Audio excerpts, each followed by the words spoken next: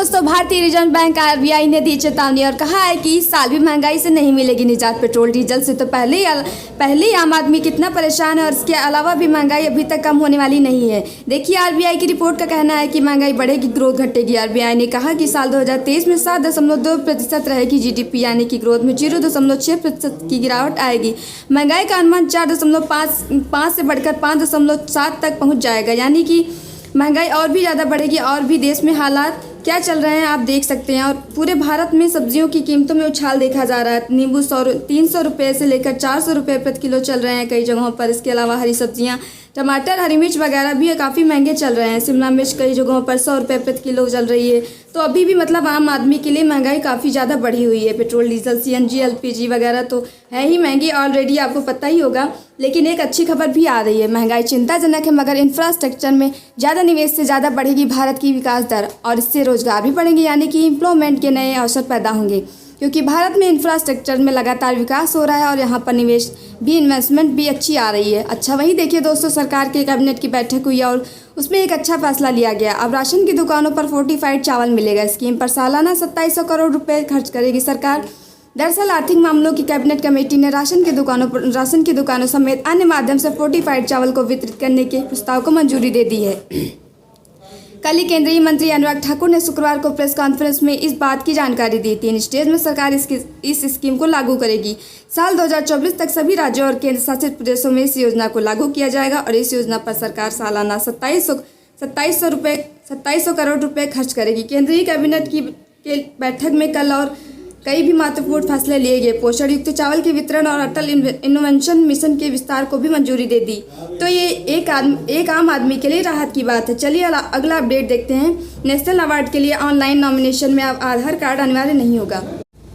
गृह मंत्रालय की तरफ से इस तरह का नया नियम जारी कर दिया गया है।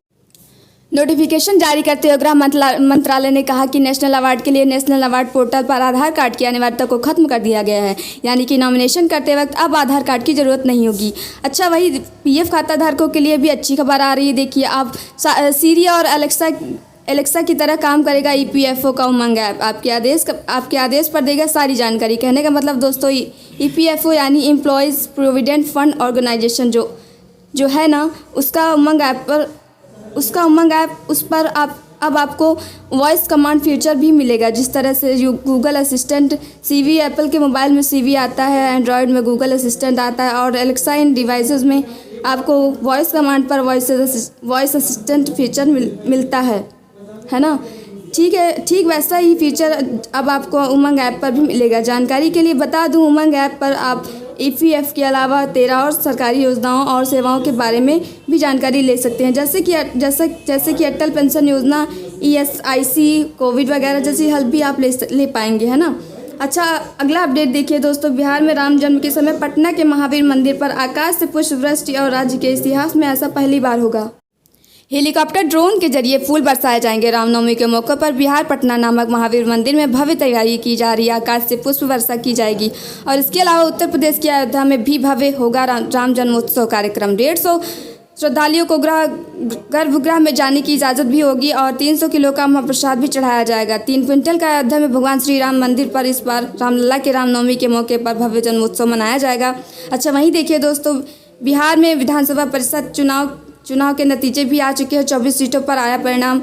8 पर बीजेपी जीती, 6 पर आरजेडी और 4 सीटों पर जेडीयू ने बाजी मारी। चलिए अगला अपडेट देखते हैं दोस्तों। भारतीय रिजर्व बैंक आरबीआई ने एमपीसी मीटिंग में बड़ा फैसला लिया। कार खरीदने वालों को सस्ते कर्ज की सौगात दी है। आरबीआई ने पर्सनल ज़रूरतों के लिए भी कम ब्याज पर अब आपको लोन मिलेगा। दरअसल आप नई कार खरीदना चाहते हैं या अपनी पर्सनल ज़रूरत के लिए बैंक से पर्सनल लोन लेना चाहते हैं तो ब्याज दरें कम होने से आपके पास बहुत अच्छा मौका है। रिजर्व बैंक ने अपनी नीतिगत ब्याज दरों में लगातार 11वीं बार कोई बदलाव नहीं किया और ये 21 साल के सबसे निचले स्तर पर चल रही है। इसका सीधा मतलब है कि आपको भी बैंकों से सस्ता कर्ज मिलता रेट जारी